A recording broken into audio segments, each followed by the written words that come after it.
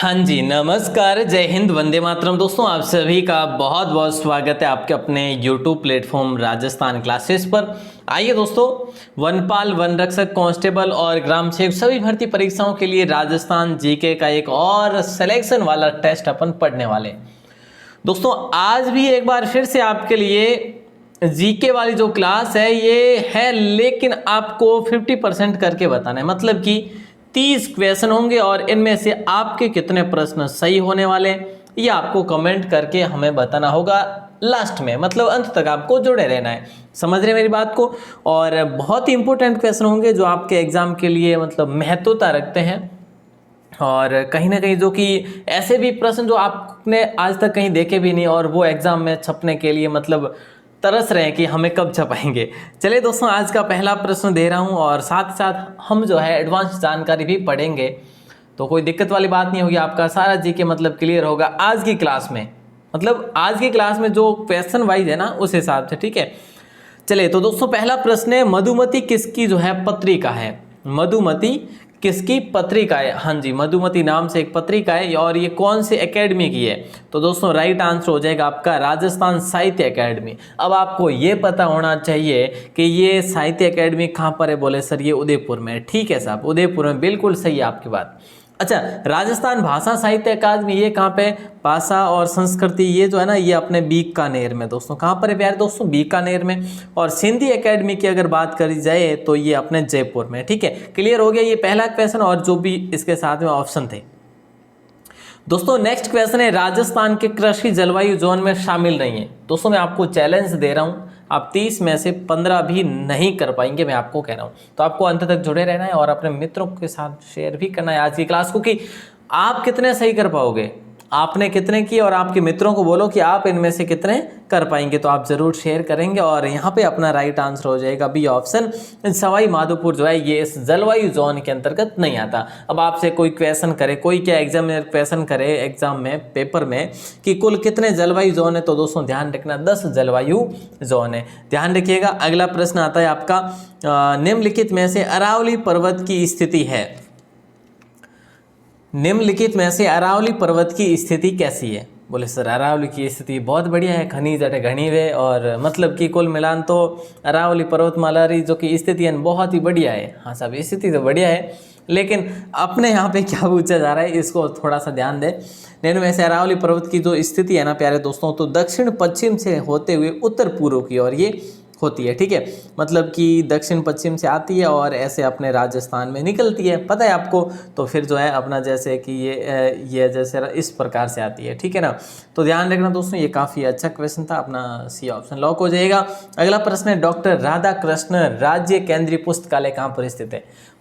बोले सर ये तो बहुत ही अच्छा प्रश्न है, नया है हमारे लिए। हाँ जी, 1956 में इसकी स्थापना होती है। कब होती है? 1956 में। ठीक है दोस्तों, जिस टाइम राजस्थान अपना पूर्ण रूप से अस्तित्व में आया था। ठीक है, तो ये अपने कहाँ पर है दोस्तों? ये जयपुर में है। ऑप्शन नंबर अपना सर कोई नहीं, हाँ जी बिल्कुल कोई नहीं, तो मतलब डी ऑप्शन के साथ जाएगा अपना राइट आंसर। और 4 क्वेश्चन हो गए। अगला प्रश्न आता है 5 नंबर पे। 5 नंबर पे प्रश्न है कि चेतन दास की बावड़ी कहाँ पर स्थित है? कोटा में, सीकर में, झुंझुनू में या फिर बीकानेर में?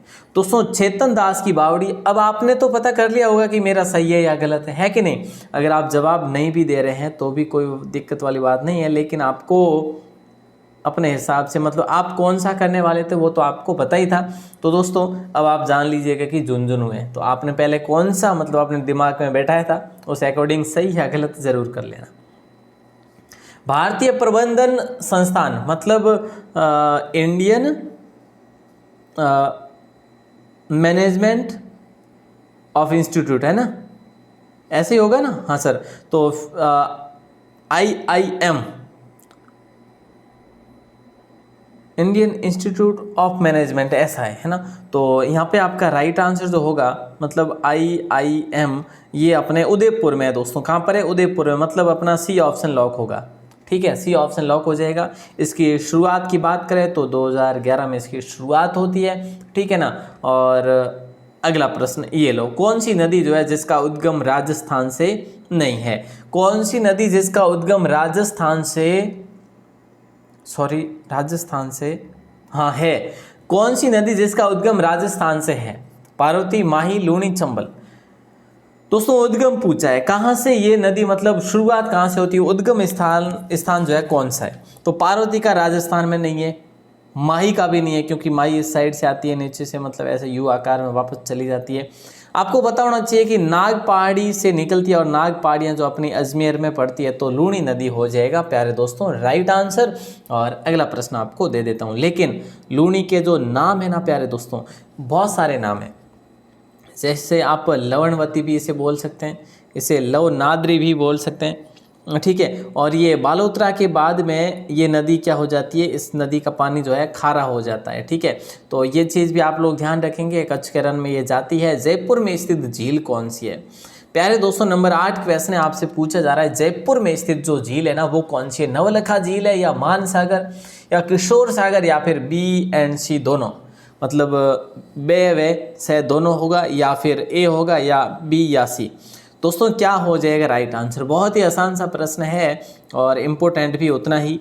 तो राइट आंसर अपना हो जाएगा मानसागर झील, जिसके अंदर आपको पता होगा जल महल बना हुआ है जयपुर में दोस्तों, पता है आपको। तो ये नवलखा झील की बात करें तो ये अपने कहाँ पे है? बोले सर ये तो अपने है वहाँ पे, नवलखा कहाँ पे है? वहाँ पे बूंदी में है ना? हाँ सर, तो नवलखा बूंदी हो जाए। किशोर सागर की अगर बात करें तो ये कोटा में है दोस्तों, ठीक है। तो बी एंड सी नहीं होगा, अपना राइट आंसर होगा बी ऑप्शन केवल, ठीक है, जल महल जहाँ पे बना हुआ है। अगला प्रश्न है, खाजूवाला तहसील दोस्तों कहाँ पर है? ये आपको बताना है, क्योंकि ये जो है ना, ये खाजूवाला तहसील हम इसीलिए इसको पॉपुलर कर रहे हैं क्योंकि ये पाकिस्तान से सीमा बनाती है। समझ रहे मेरी बात को? बहुत ही अच्छा प्रश्न है। गंगा नगर या बीकानेर, बे और ए और बे दोनों, या फिर जैसलमेर। ये खाजूवाला, देखिए जो इस ज़िले से है उनको तो सबको पता होना चाहिए, ऐसा तो नहीं होगा कि हमें नहीं पता। बीकानेर से जो भी भाई बहन है ना उन सबको पता होगा कि खाजूवाला तहसील जो है हमारी ही है, और राइट आंसर आपका बी ऑप्शन हो जाएगा। और अगला प्रश्न आपकी स्क्रीन पर है, प्रसिद्ध कृष्णाई माता का मंदिर कहाँ पर है? दोस्तों कृष्णाई माता का मंदिर ये काफ़ी प्राचीन मंदिर है, ठीक है, और इसीलिए हम आपके लिए क्वेश्चन लेकर आए हैं। और ये अपना मंदिर है मांगरोल में दोस्तों। और मांगरोल कहाँ की तहसील आपको पता ही होना चाहिए सर, 12 की है। वेरी गुड, बहुत बढ़िया। नेक्स्ट क्वेश्चन आता है आपकी स्क्रीन पर कि पश्चिमी विक्षोभ जिनमें शीतकाल में राजस्थान में मावट होती है। देखिए सीधी सीधी बात है कि एक ही क्वेश्चन के अंदर कितने प्रश्न बन रहे। देखिए दोस्तों, मावट कब होती है? बोले सर शीतकाल में होती है, ठीक है, शीतकाल में होती है, ठीक है। लेकिन किससे होती है? पश्चिमी विक्षोभ से होती है, विक्षोभ से, ठीक है। तो इसका संबंध किससे, मतलब ये कहाँ से आते हैं, ये आते कहाँ से हैं, है ना? तो आपको राइट आंसर देना है वहाँ पे भूमध्य सागर से, मतलब शीतोष्ण कटिबंधीय चक्रवातों के कारण ये होता है दोस्तों। और ये जो है ना, ये मतलब कौन सी फसल के लिए उपयुक्त माने जाते हैं, मतलब उपयोगी माने जाते हैं? तो प्यारे दोस्तों रबी फसल के लिए उपयोगी माने जाते हैं। और लो साहब आपणो आपरो क्वेश्चन है, आपरो क्वेश्चन है, इन्हें कोई आप गलत कर नहीं पाओला, क्योंकि क्वेश्चन ही तो आपणो खुद रो है के देखो जना थोड़ा ध्यान हो कि सियाड़ो खूट मारवाड़ भलो उंदाड़ो अजमेर नागीनो मितको भलो श्रावण बीका नेर। तो इसके अनुसार जो है गर्मियों में कौन सा जिला बेस्ट है, ये आपसे पूछा जा रहा है। कितना आसान प्रश्न है। तो यहाँ पे देखिए गर्मी को आप क्या बोलते हैं? उंदालो बोलते हैं। तो देखिए यहाँ पे उंदालो अजमेर, ठीक है। तो उंदाले में अजमेर को यहाँ पर बेहतर बताया गया है। श्रावण मास में बीकानेर को बेहतर बताया गया है, ठीक है। और शीत ऋतु में मतलब सियाले के टाइम में मारवाड़ को बेहतर बताया है, ध्यान रखना दोस्तों। और नागौर जो है कि मित को भलो हमेशा के लिए भलो है। और अगला प्रश्न आपकी स्क्रीन पर है, देखिए नंबर 13 क्वेश्चन है, देखिएगा जरा ध्यान देना। देखिएगा, महाराणा कुंभा ने मेरों की शक्ति को नियंत्रित करने के लिए किस दुर्ग का निर्माण करवाया था? मतलब आपको पता होगा दोस्तों कि कुल मेवाड़ के कितने दुर्गों का निर्माण केवल कुंभा ने करवाया था? ये तो सीधी बात है, सबको पता है। हाँ सर पता है। चलो, तो उनमें से मेरों की शक्ति को नियंत्रित करने के लिए कुंभा ने एक दुर्ग का निर्माण करवाया, वो था मचान दुर्ग। तो कुंभा ने कुल कितने दुर्गों का निर्माण करवाया दोस्तों, कमेंट सेक्शन में बताइए जल्दी से। और अगला प्रश्न है, चुनीलाल शर्मा किस आंदोलन से संबंधित थे? चुनीलाल जी शर्मा जो अपने थे ना, ये कौन से आंदोलन से संबंधित थे? निमूचना से? नहीं सर। डाबड़ा किसान कांड या मानगढ़? देखिए मानगढ़ भी नहीं होगा, बेंगू भी नहीं होगा, पढ़ा नहीं अपने पढ़ा डाबड़ा किसान आंदोलन। डाबड़ा किसान आंदोलन दोस्तों डीडवाना में होता है। डीडवाना कहाँ पे सर? नागौर में है, और ये 1947 में होता है। और यहाँ पर वे शहीद हो गए थे 1947 में, मार्च माह में ये आंदोलन हुआ था। प्यारे दोस्तों बी ऑप्शन को लॉक कर देंगे। अगला प्रश्न है, पाकिस्तान के सबसे दूर स्थित शहर है? मतलब राजस्थान का अपना ऐसा कौन सा शहर है जो पाकिस्तान सीमा से काफ़ी दूरी, मतलब सबसे अधिक दूरी पर स्थित है? देखिए आप सब पढ़ते हैं कि नज़दीक दूरी पर कौन सा है, मतलब सबसे नज़दीक कौन सा है, बोले सर गंगानगर है, ठीक है। लेकिन आपने ये नहीं पढ़ा होगा ना कि सबसे अधिक दूरी पर कौन सा स्थित है। तो ध्यान रखना दोस्तों, धौलपुर है। सर्वाधिक दूरी पर कौन सा जिला है? धौलपुर है। डी ऑप्शन को लॉक करेंगे सभी प्यारे भाई बहन। नेक्स्ट क्वेश्चन आता है, मध्य प्रदेश से सबसे कम सीमा वाला जिला कौन सा है? जल्दी बताइए। देखिए मध्य प्रदेश से सबसे कम सीमा बनाने वाला जो जिला कौन सा है? देखिए ये प्रश्न भी बहुत आसान है। सर्वाधिक की बात करें तो झालावाड़ है, लेकिन जब सबसे कम का पूछे तो आप कर लेना भीलवाड़ा, ठीक है। झालावाड़ भीलवाड़ा, ठीक है। तो दोस्तों बी ऑप्शन को यहाँ पे अपना राइट आंसर कर लेंगे। देखिए आसिंद नगर किस नदी के किनारे स्थित है? अब तक 15-16 क्वेश्चन हो गए ना, कितने राइट हुए याद रखना, मतलब अपना ऑनेस्ट बिहेव करना यहाँ पे, ठीक है। ऐसे नहीं कि आप कोई गड़बड़ घोटाला कर लो। तो देखिए आसिंद नगर किस नदी के किनारे स्थित है? आसिंद नगर दोस्तों भीलवाड़ा में, आपको पता है सवाई भोज जी का यहाँ पर मंदिर बना हुआ है, ठीक है। और ये खारी नदी के किनारे स्थित है, ठीक है प्यारे दोस्तों। अगला प्रश्न आता है, राजस्थान में नहरों द्वारा सिंचाई कितने प्रतिशत होती है? मतलब कितने प्रतिशत जो है राजस्थान में नहरों से सिंचाई होती है? 15.47%, 60.36% या 25.25, 30.27?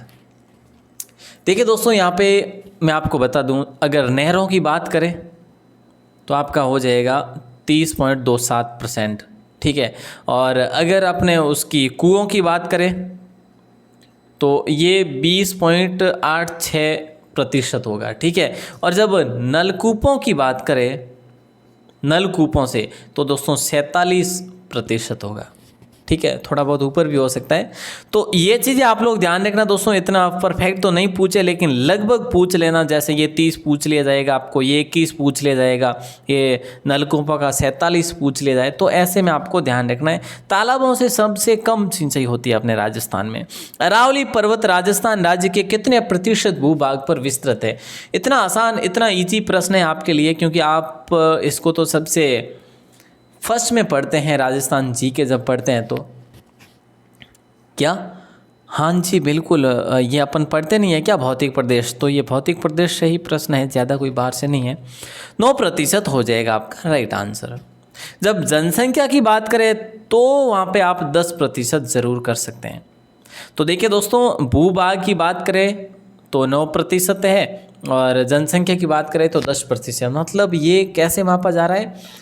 ये तुलना किससे की जा रही? राजस्थान के भूभाग से की जा रही। मतलब ये राजस्थान के कुल भूभाग में इस अरावली का कितना है, ऐसे, ठीक है। नंबर 20 क्वेश्चन है, रणथंभौर और केवलादेव जो अभ्यारण्य है ना प्यारे दोस्तों, ये देखिए रणथंभौर आपको पता है सवाई माधोपुर है, और केवलादेव आपको पता है कि भरतपुर है। और कहीं ना कहीं ये एक ही जलवायु क्षेत्र में आते हैं। तो आपका राइट आंसर भी यही हो जाएगा भाई, है ना, आर्द्र जलवायु प्रदेश हो जाएगा। ये कोई बोनस तो नहीं होगा, लेकिन आपने कर तो लिया होगा ना, मतलब देख तो लिया होगा कि कौन सा राइट था मेरा, तो उस अकॉर्डिंग आप सही करना, यूँ नहीं कि मेरे पीछे पीछे ऐसे कर लो, ठीक है, ऐसा ना करियो। तो चलिए बी ऑप्शन को लॉक कर देंगे, यहाँ पे आर्द्र जलवायु हो जाएगा। और जहाँ पे सघन वनस्पति होती है वहाँ का वार्षिक, हाँ आर्द्र जलवायु जहाँ पे होती है ना दोस्तों, वहाँ पे वार्षिक जो औसत होती है ना वर्षा की, वो 60 से 80 होती है, ज़्यादा नहीं होती। तो आई थिंक ये भी बेटर है, बेस्ट है, ज़्यादा कोई न कम न ज़्यादा। चलिए नंबर 21 क्वेश्चन, जल द्वारा मिट्टी का सर्वाधिक अपरदन किस क्षेत्र में सर्वाधिक होता है? सर ये तो पता है कि चंबल नदी से सर्वाधिक होता है, तो आप थोड़ा सा दिमाग लगाओ कि चंबल किस ओर बहती है, चंबल का प्रवाह क्षेत्र जो है किस ओर है। तो ये तो सबको पता है कि उत्तरी जिले में चंबल आती नहीं है, केवल दक्षिणी से चंबल का काम बनता नहीं है, क्योंकि चंबल जो है ऐसे ऐसे मतलब वो इस प्रकार से निकलती है पूरी सीमा बनाते हुए। तो यहाँ पे अपना दक्षिण पूर्वी जिलों में हो जाएगा राइट आंसर, ठीक है दोस्तों। और अगला प्रश्न है, क्योंकि चंबल जो है कुल 6 जिलों में से होकर अपने गुजरती है। नंबर 22 क्वेश्चन है, प्रसिद्ध गजल गायक मेहंदी हसन राज्य के किस जिले के हैं? देखो इनके बारे में कौन नहीं जानते, आई थिंक सब जानते होंगे, नहीं जानते हैं तो क्लास पूरी होने के बाद इनका नाम ज़रूर फाइंड करना, गूगल पे जाके मिल जाएगा आपको इनका नाम और फोटो, और इनकी आप वीडियो भी देख सकते हैं आई थिंक। तो यहाँ पे आपका राइट आंसर जो हो जाएगा झुंझुनू। दोस्तों झुंझुनू होगा, जो प्रसिद्ध गज़ल गायक है मेहंदी हसन, ये झुंझुनू से है, ठीक है। और जब रविशंकर की बात करें, रविशंकर ये सितार वादक है दोस्तों, ठीक है, सितार वादक। मैं थोड़ा बड़ा लिख रहा हूँ तो आपको दिखने में कोई वैसे आसानी से आप देख सकेंगे। तो रविशंकर सितार वादक है, ये जयपुर से संबंध रखते हैं, और मेहंदी हसन ये झुंझुनू से संबंध रखते हैं, ठीक है। काफ़ी है इतना तो। अगला प्रश्न है, गुरु शिखर पर्वत चोटी कौन से संभाग में? ये दोस्तों इतना आसान प्रश्न है कि हर कोई नहीं कर सकता। हाँ बिल्कुल मैं सही बोल रहा हूँ कि हर कोई नहीं कर सकता कि गुरु शिखर जो पर्वत चोटी है ना, ये कौन से संभाग में है। तो अगर एग्ज़ाम में क्वेश्चन पूछ लेना तो काफ़ी बार कई भाई बने तो क्या करेंगे कि अरे यार गुरु शिखर ही पूछे है तो अपने सिरों ही कर लो ना, आगे बढ़ो नहीं, चलो गोड़ो भर दियो और हालो आगे हालो। लेकिन वो आप गलत कर दियो, क्वेश्चन सही ढंग नहीं पढ़ियो कि संभाग पूछ रहा है। तो काफ़ी भाई बहनों और भी ध्यान को नहीं है कि सिरोही जगह है नहीं और किए संभाग में आवे। अरे साहब नहीं है, मैं इन बारे में पहले भी आप वास्ते डिस्कस कर चुका हूँ, ठीक है। तो अपने जो राइट आंसर वेलो काफ़ी भाई बहनों उदयपुर पहाड़ है ऐसा सिरोही, तो अपने उदयपुर जावेलो। हाँ उदयपुर में भी कोनी, सिरोही जगह है नहीं, वो अपने जोधपुर जिला में पड़े, सॉरी जोधपुर संभाग में पड़े, ठीक है। देखिए आपको अगर संभाग के बारे में जानकारी नहीं है ना तो जी के आपका, मैं तो कहता हूँ आप जी के में आगे बढ़ो ही मत प्लीज़। अगर आपने अभी तक संभाग याद नहीं करे तो प्लीज़ आप सभी संभाग याद कीजिएगा, मतलब जो 7 संभाग है और 7 संभाग में कौन से संभाग में कौन सा जिला है, ये आपको याद करना बहुत ज़रूरी है। नहीं तो मामला सेट नहीं होगा भाई साहब, मामला गड़बड़ हो जाएगा, उल्टा हो जाएगा, ठीक है।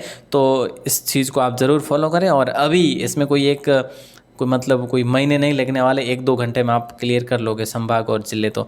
और हाँ साथ साथ ये भी बता दूं, मानचित्र भी भरना आना चाहिए आपको। अगर राजस्थान जीके पढ़ते हैं तो मानचित्र भरना भी आपको सीखना चाहिए, ताकि आपका जीके, अगर मानचित्र भरना सीख गए ना आप तो आपका 10% जीके क्लियर है, मिनिमम रियल बता रहा हूँ 10% जीके आपका क्लियर है। और उसके बाद उसके आगे फिर आप अगर मानचित्र भरना सीख जाते हैं तो उसके बाद आपके लिए रास्ता मतलब कि एक प्रशस्त हो जाता है, बहुत ही इजी हो जाएगा आपके लिए जीके, ठीक है। और अगला प्रश्न नंबर 24 क्या पूछा जा रहा है, देखिए राजस्थान के किन जिलों में बांका पट्टी फैली हुई है?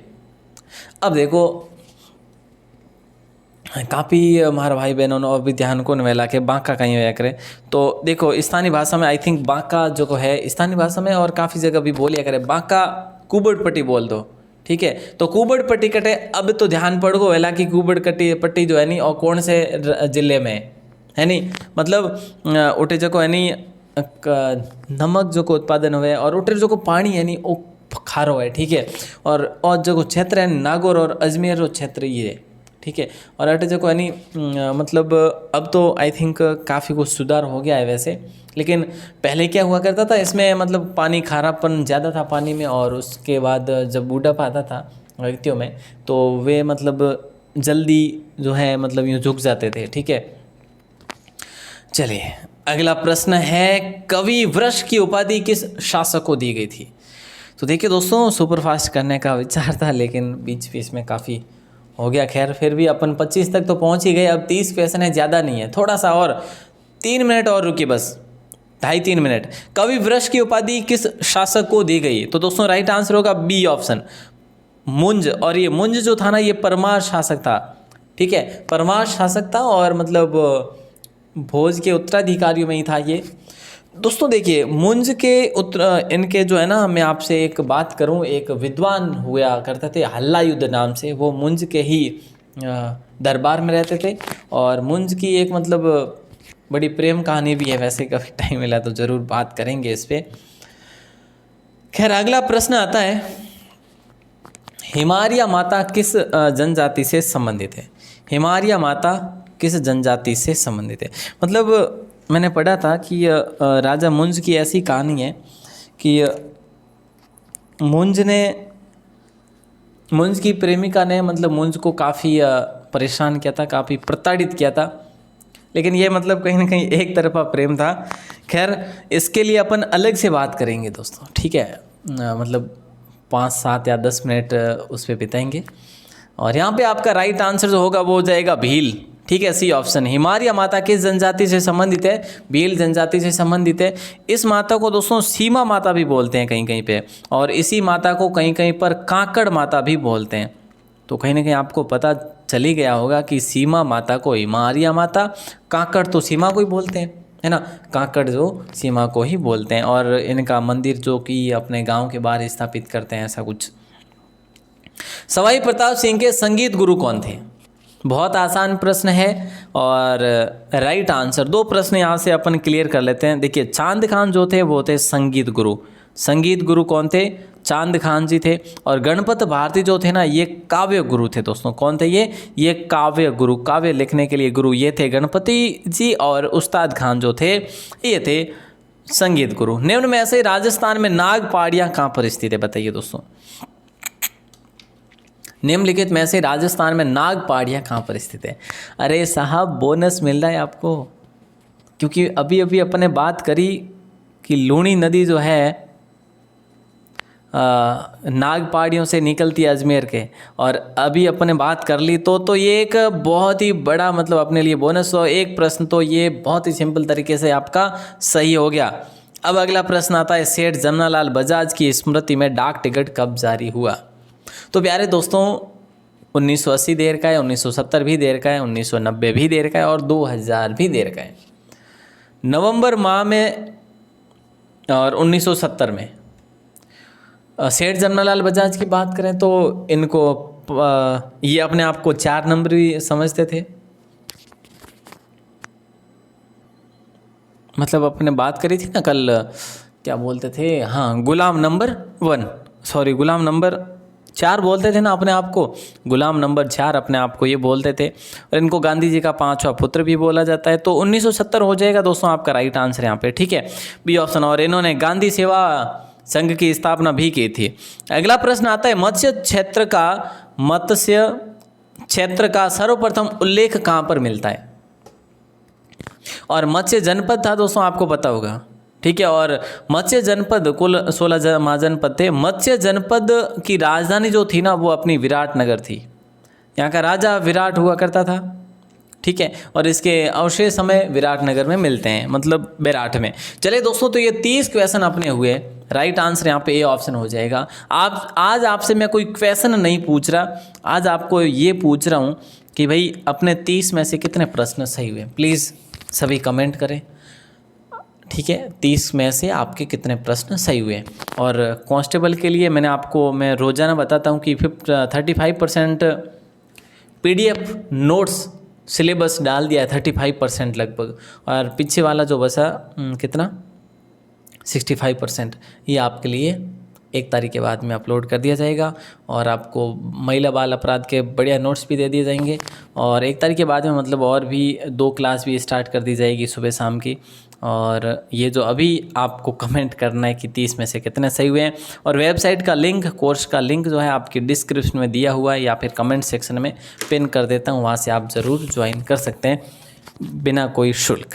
चलिए दोस्तों, आप सभी का बहुत बहुत शुक्रिया, बहुत बहुत आभार। जय हिंद, वंदे मातरम। हमारे साथ जुड़ने के लिए आप सभी का दिल से बहुत बहुत शुक्रिया।